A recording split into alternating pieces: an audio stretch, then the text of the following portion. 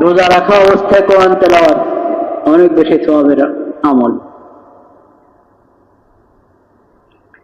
আর রমজানের রাতগুলো তো রহমত এবং বরকত মাগফিরাতের রাত। এমন পবিত্র এবং বরকতময় রাতে নামাজে দাঁড়িয়ে কোরআন তেলাওয়াত করা। আউয়াবিনের মধ্যে কোরআন তেলাওয়াত পুরো বছরেই তো আউয়াবিনের নামাজ আছে, পুরো বছরেই তাহাজ্জুদের নামাজ আছে। আউয়াবিন এবং তাহাজ্জুদে হাফেজ যারা কোরআন ধারাবাহিক পড়ে পড়ে খতম করে থাকেন অনেকেই। রমাদানে এই সুযোগকে তারা আরো বেশি কাজে লাগান।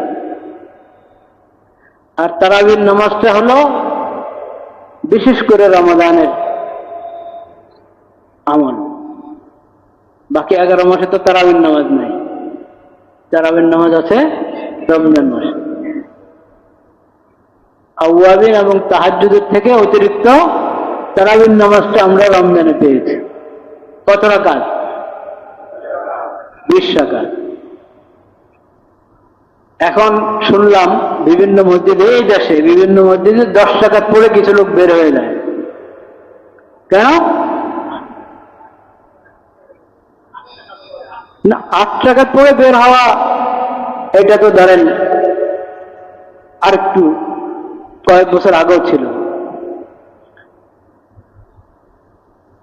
8 রাকাত পড়ে বের হওয়া এটা কয়েক বছর আগেও ছিল। কিন্তু এখন হলো, আগে যারা 20 রাকাত পড়তেন তারা অনেকে 10 রাকাতে পরে বের হয়ে যান। এটার ইতিহাস জানা থাকা দরকার।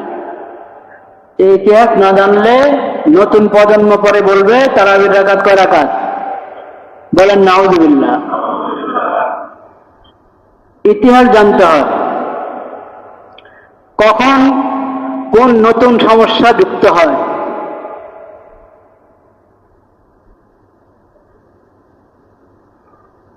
মূর্খতার কারণে বা বিভিন্ন মতলব, বিভিন্ন অজুহাত দাঁড় করিয়ে শরীয়তের বিধানের মধ্যে কে কোন জায়গায় কোনো সমস্যা সৃষ্টি করে, আর পরবর্তী প্রজন্ম ওই সমস্যাটাকে মূল মনে করে বসে থাকে। সেজন্য ইতিহাস সংরক্ষণ করা জরুরি। ইতিহাস সংরক্ষিত হলে তখন ধরা পড়ে, সবকিছু কি ধরা পড়ে। এজন্য ইতিহাস বিকৃতি, দলিলের বিকৃতি, ডকুমেন্টের বিকৃতি কবিরা গুনাহ। কারণ এটার দ্বারা হাকিকত কি হয়ে যায়? পরিবর্তন হয়ে যায়, বাস্তবতা অস্পষ্ট হয়ে যায়।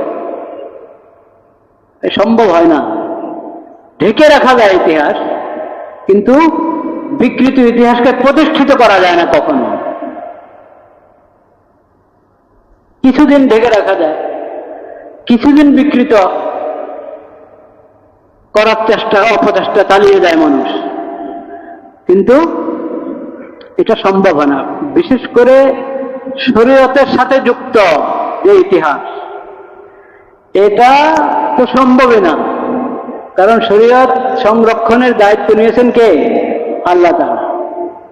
আল্লাহ তাআলা নিজেই দায়িত্ব নিয়েছেন, ইন্না নাহনু নাযালনা যিকরা ওয়া ইন্না লাহু লাহাফিজুন।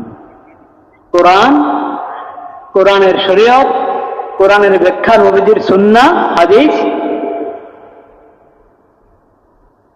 এই শরীয়তের বিধিবিধান এবং শরীয়তের যাবতীয় আমলের রূপরেখা, এই সব কিছুর হেফাজতের দায়িত্ব নিয়েছেন আল্লাহ তাআলা।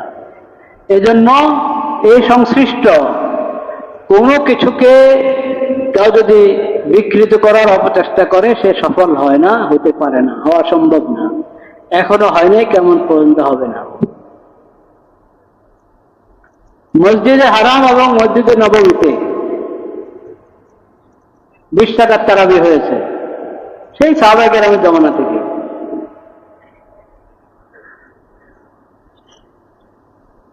মসজিদে হারাম এবং মসজিদে নববীতে 20 রাকাত তারাবি।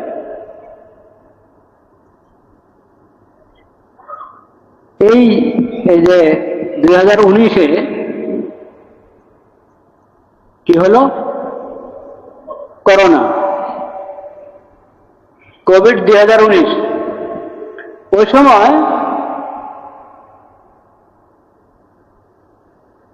আপনারা মনে থাকবে আপনাদের যে মসজিদে জমাত একবারে সংকুচিত হয়ে গেছিল, হ্যাঁ, ফাঁকা ফাঁকা হয়ে দাঁড়াতো। তো ফাঁকা ফাঁকা হয়ে দাঁড়ানো সুন্নত না মিলে মিলে দাঁড়ানো সুন্নত? ওই সময় একটা ওজোরের কারণে,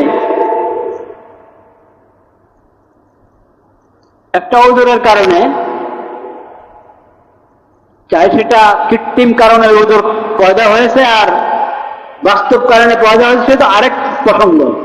কিন্তু একটা ওজোর দাঁড়িয়েছে, তখন ফাঁকা ফাঁকা হয়ে দাঁড়াতো। তো এখন কি আপনারা ফাঁকা ফাঁকা হয়ে দাঁড়াবেন?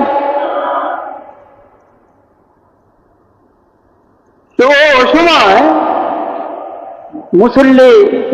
বেশি মুসল্লি মসজিদে জমা না হয় এবং লম্বা সময় মসজিদে না থাকে, সেজন্য ওখানে ওনারা 20 রাকাতকে কয় রাকাত করেছেন? 10 রাকাত। মানে বাকি 10 রাকাত ঘরে গিয়ে পড়ো, মসজিদে জমাতের সাথে 10 রাকাত পড়ো, তাড়াতাড়ি যাও, আলাদা হয়ে যাও, ছড়িয়ে পড়ো, একসাথে থেকো না। বুঝলে?